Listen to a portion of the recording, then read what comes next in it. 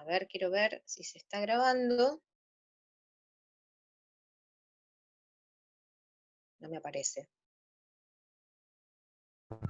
A mí sí, profe, aparece grabando.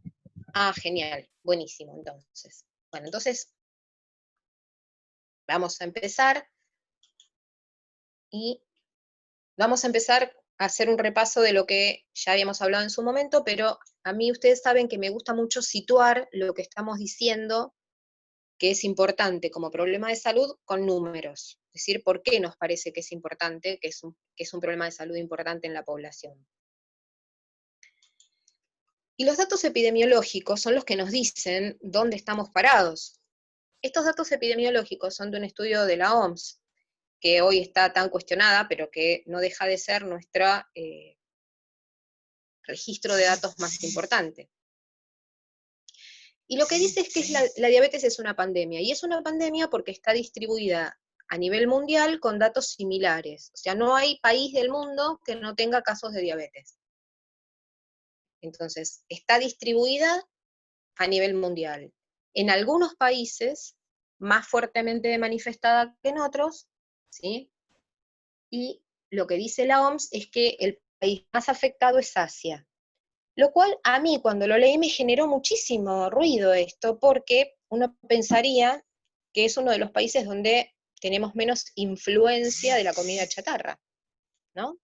Sin embargo, evidentemente habrá otros factores de riesgo en la población asiática de tipo genéticos, por ahí, que condicionen la aparición de esta enfermedad. O sea que uno tiene que empezar a pensar cada dato que recibe, desde dónde lo podría cuestionar o le podría hacer ruido. Y fíjense, a nivel mundial, 1 de cada 11 adultos tiene diabetes mellitus, ¿sí?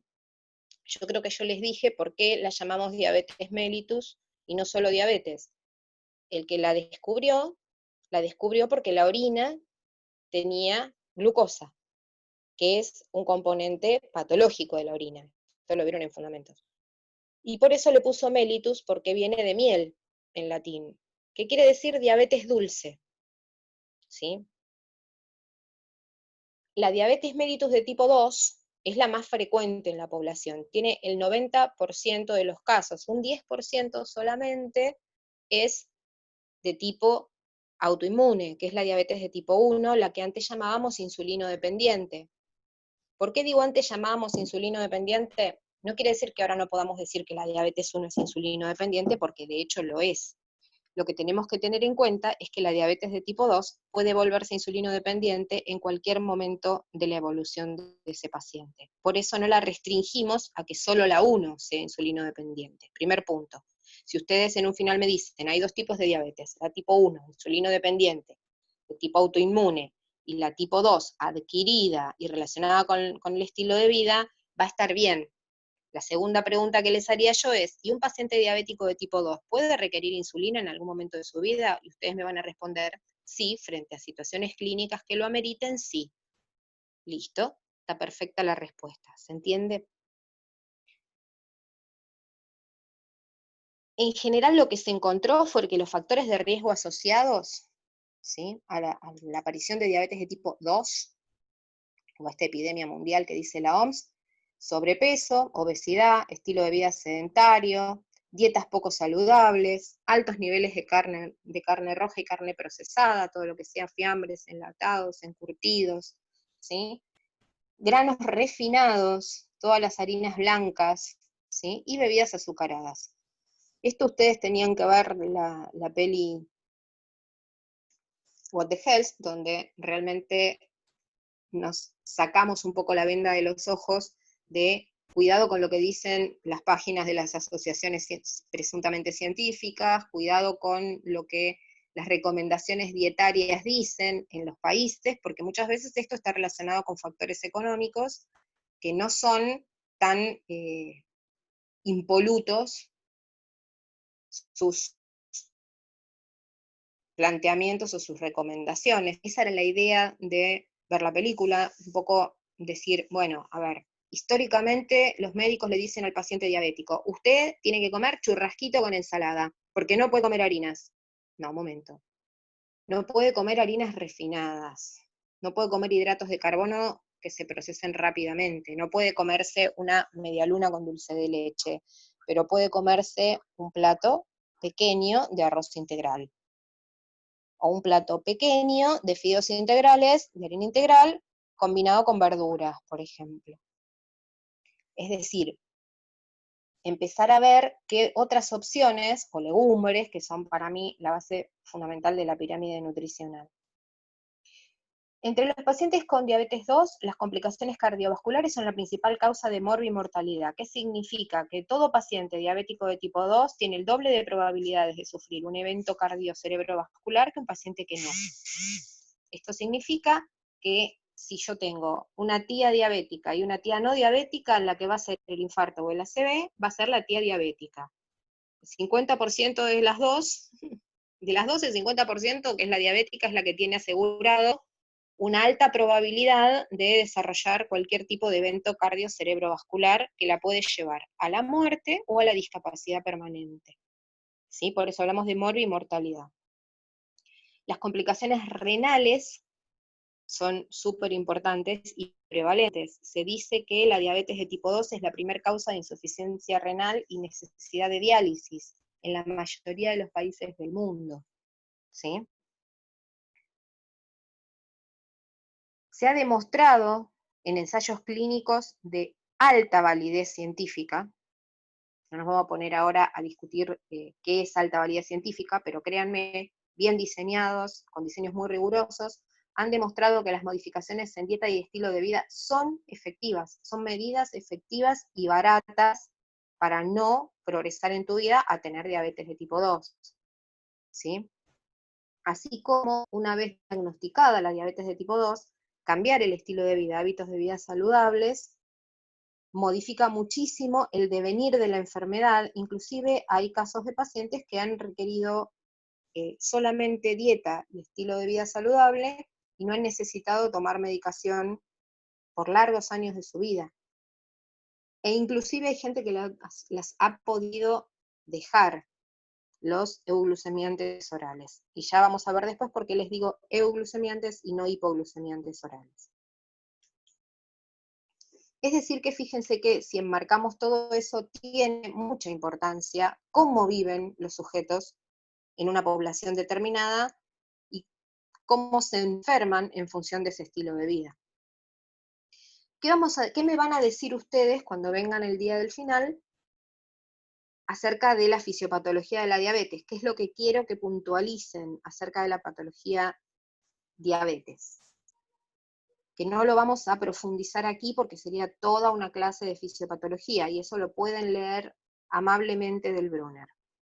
Me van a decir qué tipo de células son las que producen insulina, que son las células tipo beta a nivel pancreático, ¿sí? Las células beta de los islotes de Langerhans en el páncreas son las que producen insulina, son la mayor cantidad de células que tiene el páncreas, o sea que son las células mayoritarias, un 75% aproximadamente, producen insulina y proinsulina, ¿sí? Y tienen que contarme acerca de las células alfa del páncreas, que son una pequeña proporción, ¿sí? Cercanas al 20%, que son las que producen glucagón, ¿sí? Del interjuego entre la insulina y el glucagón se va a mantener la glucemia efectiva del paciente, ¿sí? ¿Qué hace la insulina? Fundamentalmente, ustedes van a estudiar todo su desarrollo, ¿sí? Todos los pasos, pero ¿qué es finalmente el objetivo que cumple la insulina? ¿Sí? Es unirse a la glucosa e ingresarla a la célula, ¿sí? Esta relación insulina-glucosa se parece mucho a lo que ustedes vieron en química, a la relación enzima-sustrato, donde una enzima tiene su propio sustrato. ¿Vieron la teoría de la llave y la cerradura? ¿Sí? Encastran perfectamente. Bueno, lo mismo sucede con la insulina y la glucosa. La insulina es un carrier, es un transportador, transporta la insulina a la célula. Cuando no se produce esta unión entre la insulina y la glucosa, a la célula no le entra glucosa, esta glucosa se mantiene alta en sangre, el paciente se encuentra clínicamente y en las mediciones de laboratorio hiperglucémico, tiene mucha glucosa en sangre, pero su célula se encuentra hambrienta. A su célula le está faltando combustible, ¿sí? Esto es fundamentalmente lo que sucede, ¿sí? Por otro lado, la insulina lo que hace es, cuando nosotros consumimos los alimentos, favorece lo que se llama la gluconeogénesis. Gluco por glucosa, neo por nueva, y génesis, origen, origen nuevo.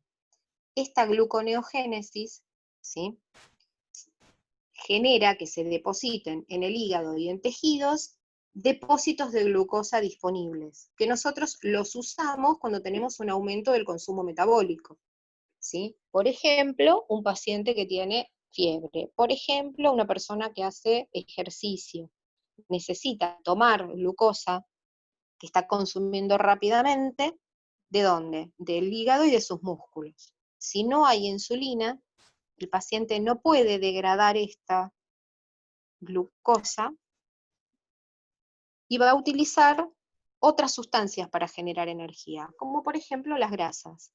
Si genera energía a partir de las grasas, porque no hay insulina disponible o no se puede unir la insulina con la glucosa, va a generar sustancias de desecho que son tóxicas para el cuerpo.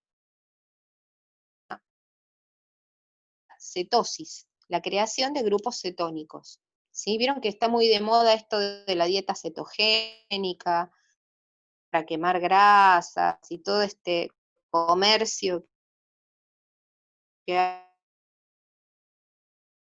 hay a partir de toda esta basada en este postulado. Efectivo.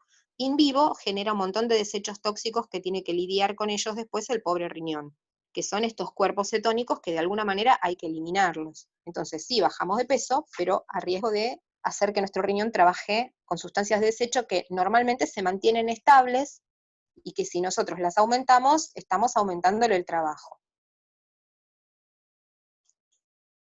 Esto en relación con lo que tienen que estudiar. Entonces, lo que tienen que ir es a los libros y estudiar la fisiopatología de la diabetes de tipo 1 y de la diabetes de tipo 2. Acá hay un cuadrito que me gustó mucho, ¿sí?, que me lo encontré en internet, buscándoles otras cosas, que habla un poco de esta misma teoría, ¿no? Esto que les acabo de contar, esta cuestión de la teoría de la llave y la cerradura, acá la tienen bien graficada, y todo lo que tiene que ver con los factores de riesgo. Fíjense, hay una mínima proporción de factores genéticos. ¿Esto qué significa? ¿A mamá diabética, hija diabética? No. A mamá diabética, hija con un llamadito de atención a ver cómo puedo modificar mis estilos de vida para no terminar como mamá. Los factores de riesgo propios, ¿sí?, que están relacionados con otras enfermedades que el paciente puede tener, con su estilo de vida, con problemas de sobrepeso, con problemas de hipertrigliceridemias, con un trabajo extremadamente sedentario y la imposibilidad o la dificultad para realizar actividad física. Ahora con esto de la pandemia estamos todos juntando grasita abdominal, porque no estamos haciendo ninguna actividad física, vamos de la heladera a la computadora, de la computadora a la heladera. Bueno, esto va a tener un impacto en todos nosotros. Después lo vamos a poder superar haciendo ejercicio cuando podamos, pero esto va a tener un impacto. Bueno, imagínense eso a lo largo de la vida, con ciertos factores genéticos que no ayuden. Entonces, los factores genéticos no determinan una enfermedad. En este caso, en este tipo de diabetes, en la diabetes mellitus, de tipo 2 no la determinan, pero sí la condicionan. Después hay factores ambientales, y esos factores tienen que ver a veces con la excesiva ingesta de calorías, por las causas que sean. Acá no ponemos el dedo acusador en la vida de nadie en esta materia.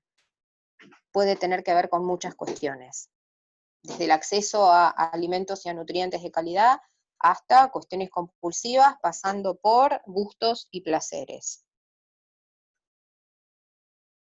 Entonces, una vez que sabemos que el páncreas es el que produce la insulina y que la libera al torrente sanguíneo, bueno, hay situaciones en las cuales esto puede aumentar o disminuir la secreción de insulina, que habitualmente el principal indicador de que se secreta insulina es la ingesta de alimentos. O sea, nosotros comemos, se libera insulina, la insulina se pega a lo que comimos y una parte se metaboliza y se usa en energía, en ATP, y otra parte se deposita en forma de depósitos de glucosa. Cuando nos pasamos mucho de rosca, terminan siendo depósitos de grasa. Pero fundamentalmente esa es la vía principal para la estimulación de la liberación de insulina al torrente sanguíneo, es la ingesta de alimentos. Pero hay otras cuestiones que hacen que se libere insulina, ¿sí? A veces puede tener que ver con hormonas, ¿sí? A veces puede tener que ver con cuestiones neurológicas, ¿sí? Cuestiones que tienen que ver con el sistema nervioso me refiero, no me refiero a daño neurológico, ¿sí? Y esto tiene que ver con la estimulación beta-adrenérgica, ¿sí? Por ejemplo, a ver, ustedes saben que el salbutamol es un fármaco beta-adrenérgico, beta-2 adrenérgico, ¿sí? Y saben que hay receptores beta-1 adrenérgicos, que son los que están en el corazón. Bueno, estos son los beta, pero también hay receptores alfa-adrenérgicos. Los receptores alfa-adrenérgicos son los que producen, o se relacionan, mejor dicho, con la noradrenalina. La noradrenalina es el neurotransmisor del sistema nervioso central, del sistema nervioso periférico, autónomo, simpático, ¿sí? Si el sistema nervioso simpático nos provee las herramientas para huir o para pelear, ¿qué va a pasar a nivel de la necesidad de utilizar nuestros depósitos de energía? Tienen que estar ahí disponibles. Entonces, cualquier situación que estimule al sistema nervioso simpático, cualquier situación que estimule la movilización de noradrenalina, va a hacer que nosotros rápidamente empecemos a disponer de mayor cantidad de insulina para poder disponer de mayor cantidad de glucosa en los músculos, porque vamos a pelear o vamos a huir. ¿Se entiende? Entonces, toda la estimulación adrenérgica va a generar aumento de la glucemia, ¿sí? Y esto es importante porque a veces los pacientes que reciben este tipo de medicación, sobre todo pacientes críticos, pueden desarrollar hiperglucemia en relación con esa droga, o pueden desarrollar hiperglucemia en relación con algo que tenga que ver con lo patológico. Después hay otros tipos de fármacos que pueden provocar un aumento de la liberación de insulina, ¿sí? Y hay fármacos que la inhiben a la liberación de insulina, ¿sí? Y uno lo que tiene que hacer es cuando tiene un paciente diabético y va a administrarle una medicación, tiene la obligación de saber, de leer, de averiguar, porque eso no lo tienen por qué saber de memoria, que hay relación entre ese fármaco y la dosis de insulina que ese paciente tenga que tomar o la dosis de medicación bioral que ese paciente tenga que tomar. Y hay que advertirle a los pacientes que le comenten esto a los médicos antes de que les hagan una prescripción de determinado tratamiento que a lo mejor no tiene nada que ver con su diabetes. No tenemos la obligación, y de hecho yo no lo sé tampoco, de saber de memoria cómo cada droga interactúa en el caso de un paciente diabético. Lo que tenemos que saber es que el paciente es diabético y que lo tenemos que ir a buscar, tenemos que ir a averiguar qué relación tiene lo que se le está administrando en este momento o indicando en este momento y su patología de base, al igual que cualquier otra patología. De tipo crónico, tenemos que saber qué interacción medicamentosa hay entre lo que el paciente recibe habitualmente y esta nueva droga. Por ejemplo, supónganse que el paciente recibía siempre anticonvulsivantes y ahora le van a dar un relajante muscular porque tiene dolor de cuello. Bueno, ¿hay relación entre este anticonvulsivante y el relajante muscular por el dolor de cuello que el paciente tiene? No lo sé. Habría que ir a ver qué tipo de anticonvulsivante y qué tipo de relajante muscular. Pero yo me lo tengo que preguntar esto. Tengo que preguntarme qué relación hay entre estas dos drogas. Bueno, lo mismo sucede en el caso del paciente diabético. ¿Qué dice la bibliografía que tenemos que hacer cuando vamos a buscar los factores de riesgo? ¿Sí? Para tener tanto diabetes como prediabetes. El concepto de prediabetes es un concepto complicado de manipular, porque suena como raro esto de prediabetes, ¿no? O sea, o sos diabético o no sos diabético. Pero en realidad lo que se encontró es que hay algunas cuestiones que aunque el paciente todavía no tenga una glucemia alta en ayunas y pueda ser considerado diabético, si no se trabaja sobre esos factores de riesgo ya presentes, el paciente va a desarrollar la diabetes. Entonces, el concepto de prediabetes en realidad es un concepto que hace a alteraciones metabólicas modificables en el estilo de vida de los pacientes, que si uno interviene en tiempo y forma sobre esto, tiene amplias posibilidades el paciente de retrasar o directamente no desarrollar una diabetes de tipo 2. ¿Sí? Ese es el concepto de prediabetes. Es un estado clínico en el cual el paciente ya tiene cierto grado de riesgo importante, pero todavía no lo podemos encuadrar en un paciente diabético de tipo 2. ¿Cuáles son estos factores de riesgo? Pariente de primer grado con diabetes, dijimos. ¿A madre diabético, hijo diabético? No, pero es un factor de riesgo. Inactividad física, ¿sí? Y ahí van a ver lo que dice la raza, etnia. Bueno, está visto desde el lado de Estados Unidos porque está sacado del Harrison. Abajo yo les pongo de dónde sale cada cuadro para que ustedes se vayan acostumbrando, es que así es como se debe presentar la información, de dónde la sacó esta mujer. Bueno, esto salió de medicina de Harrison, el manual de medicina interna, que es el que se usa para estudiar patologías de esa edición. ¿Sí? Glucemia elevada en ayunas, ¿sí? Identificada con anterioridad, o, ya vamos a hablar de qué es esto, una hemoglobina glicosilada de entre 7.5 y 6.4%. En 2 minutos les voy a decir qué es la hemoglobina glicosilada, quédense tranquilos. ¿Sí? Antecedentes de diabetes gestacional o parto de un lactante mayor a 4 kilos. Esto significa un bebé macrosómico. Antiguamente decíamos qué lindo que es el gordito, pero hoy sabemos que si una mamá tiene un parto de un lactante mayor a 4 kilos, hay que estudiar a ese bebé y a esa mamá, porque es altamente probable que haya tenido un bebé hijo de madre diabética, o un bebé macrosómico, ¿sí? Que además tiene otros riesgos que cuando cursen materno-infantil los van a ver. El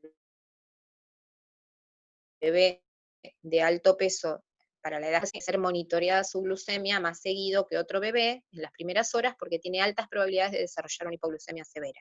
¿Por qué? Porque ha estado expuesto durante toda la gestación, por eso es tan grande este bebé, a las dificultades para la regulación de la glucemia que ha tenido su mamá.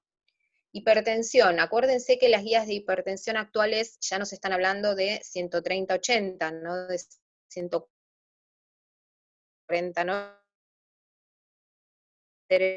Esa salvedad, porque bueno, son las guías con colesterol, ¿sí? De colesterol bueno bajas o de colesterol malo altas, o concentraciones altas de triglicéridos o la mezcla de los dos, es decir, enfermedades relacionadas con los lípidos o dislipemias, ¿sí? Las dislipemias más la hipertensión más la hiperglucemia, ya vamos a ver qué tan deleterio es para el paciente. Síndrome de ovario poliquístico o acantosis nigricans. El síndrome de ovario poliquístico, que no solamente tiene que ver con el ovario, sino que tiene que ver con todas las cuestiones hormonales, con todo el eje hormonal en general, es un factor de riesgo para diabetes mellitus de tipo 2, ni hablar si se suma a lo que llamamos el síndrome metabólico, que vamos a ver qué es. La acantosis nigricans es esa mancha oscura que ustedes ven en el cuello del paciente, que parece que estuviera sucio el cuello, y no es así, es un depósito de melamina que tiene el paciente en el cuello. La melanina ahí se depositó en esas células y tiene que ver con un alto riesgo, la aparición de la acantosis nigricans tiene que ver con un alto riesgo de desarrollar diabetes de tipo 2. ¿Quiere decir que todas las personas que ustedes vean con esa marca van a ser diabéticos? No. Sí se vio que los diabéticos de tipo 2 tienen alta prevalencia de presentar esta sintomatología. Antecedentes de vasculopatías de cualquier índole, ¿sí? ¿Qué es lo que dice la bibliografía? ¿Cómo hay que considerar estos factores de riesgo? Fíjense abajo.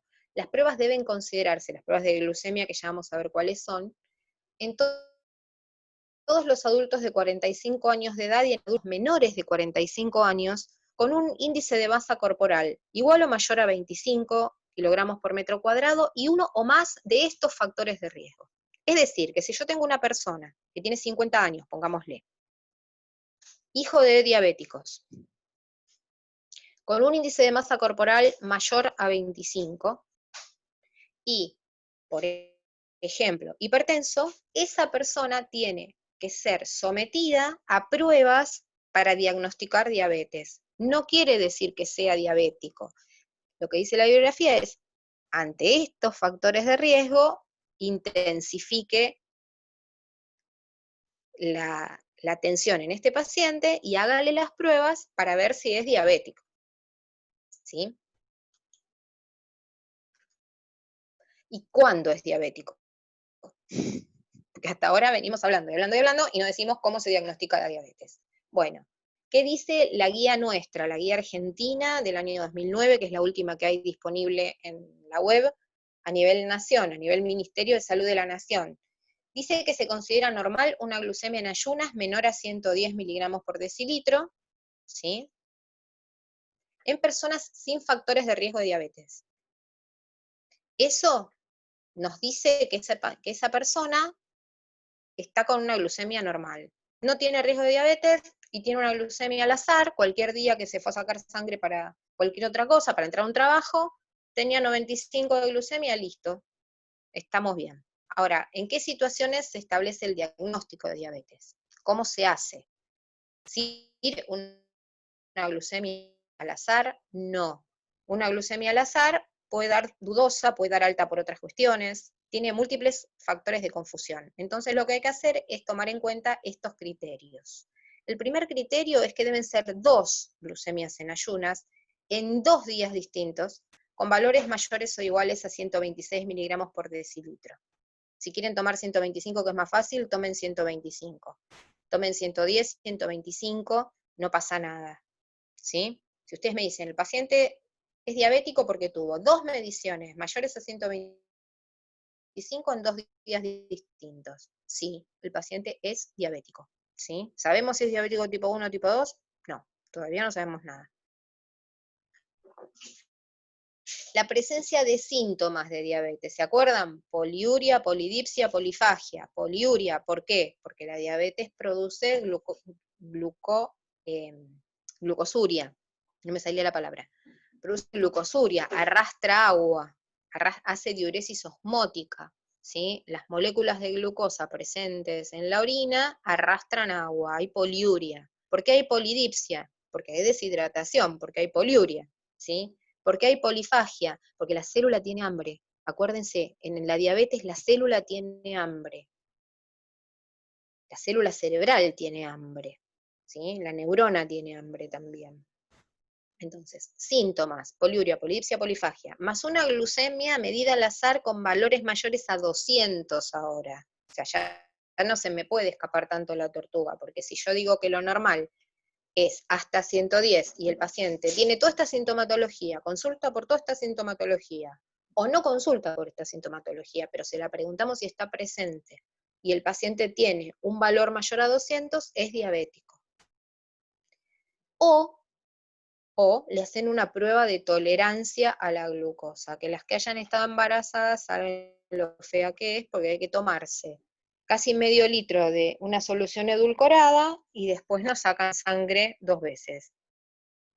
Y en este caso la glucemia tiene que ser igual o mayor a 200 miligramos por ciento o 200 miligramos por decilitro, 2 horas después de una carga oral de glucosa. ¿Qué significa esto? ¿Por qué se esperan 2 horas?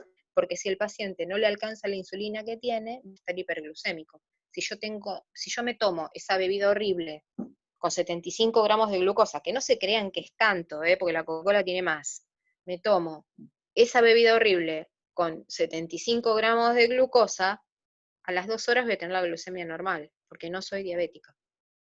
Ahora, un paciente diabético no va a tolerar que lo desafíen con tanta glucosa y va a ser hiperglucemia. ¿Se entiende? Por eso es una curva a la tolerancia a la glucosa. ¿A qué tolerancia? A la cantidad de insulina que voy a secretar cuando me den un sacudón dulce.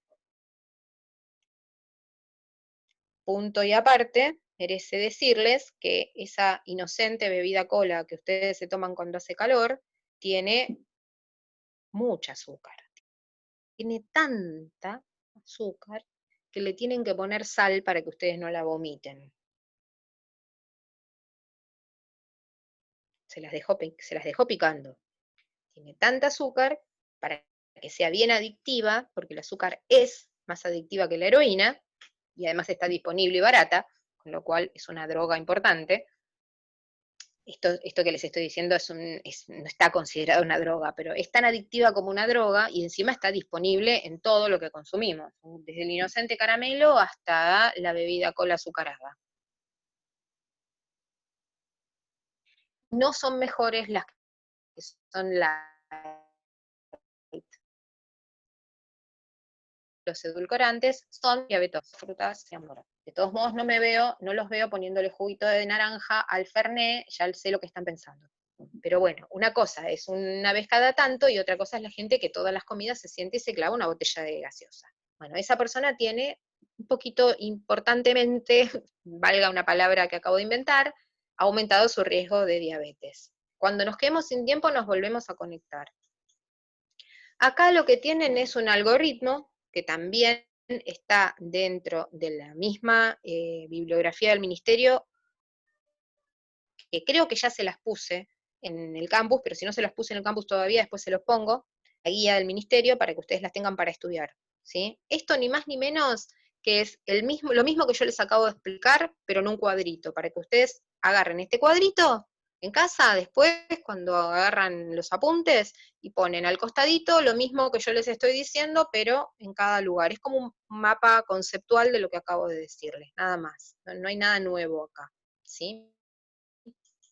Esto es lo mismo como lo consideró el Colegio Real de Médicos Generalistas, que sería como si fuera nuestra asociación médica, digamos, cómo decidió codificar la diabetes para que no se confundiera esto de insulino dependiente versus no insulino dependiente, ¿no? Entonces habla de tipo 1 y tipo 2, habla de diferentes momentos en los que se inicia el tratamiento con insulina, ¿sí? Habla de otro tipo de diabetes que no necesariamente son las diabetes tipo 1 y tipo 2, ¿sí? Como para que ustedes tengan nada más que una idea de que el mundo de la diabetes no termina en decir si eso no es insulino dependiente el paciente, ¿sí?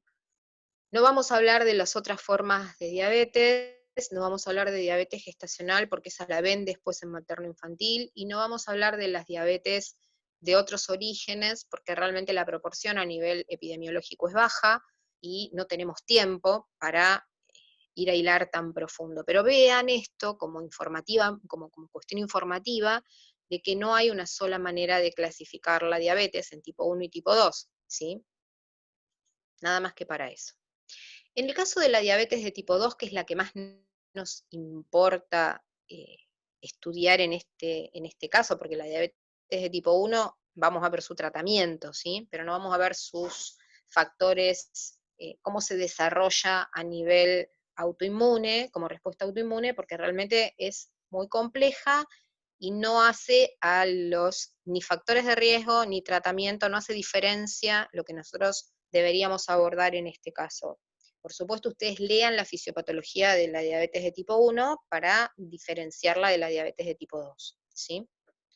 La diabetes de tipo 1, puntualizando en esta diapositiva, qué cosas quiero que queden como ejes. ¿Cómo se manifiesta esta resistencia insulínica? Y acá ingresamos un concepto nuevo que es el concepto de resistencia insulínica. en la diabetes de tipo 2 no se une la insulina a la glucosa, ¿sí? Por ende, se dice que hay resistencia a la insulina circulante. Hay menos insulina, hay menos producción, cada vez hay menos, o sea, se van deteriorando las células de beta del páncreas y cada vez hay menos producción de insulina, y la insulina que hay es ineficaz. Por eso se habla de resistencia a la insulina, y por eso se habla de que la medicación que se le da al paciente con diabetes de tipo 2, lo que favorece es justamente que esta resistencia insulínica no sea tan alta, ¿sí? Mejora la resistencia insulínica, no hace que se secrete más insulina, ¿se entiende? Sino que esa insulina favorece que se pegue a la glucosa, ¿sí? ¿Por qué? ¿Qué es lo que le pasa al diabético de tipo 2? Al haber resistencia a la insulina va a generar más y más depósitos en el hígado y menos absorción de glucosa en el músculo, ¿sí? El paciente que ustedes ven diabético de tipo 2 es el típico paciente con redistribución de grasa a nivel abdominal y músculos delgaditos, ¿sí? ¿Por qué? Porque la glucosa se va a convertir en grasa, en tejido adiposo, ¿sí? No va a generar nueva masa muscular. Entonces lo van a ver panzón, pero de piernas y brazos flaquitos, ¿sí? Esto tiene que ver con esta contextura física, nos alerta acerca de la resistencia a la insulina que puede tener este paciente, ¿sí? No es que voy a hacer diagnóstico de diabetes cuando veo un paciente con panza, pero sí esta redistribución de la grasa corporal a nivel abdominal y baja cantidad de masa muscular es el resultante de esta resistencia insulínica, ¿sí?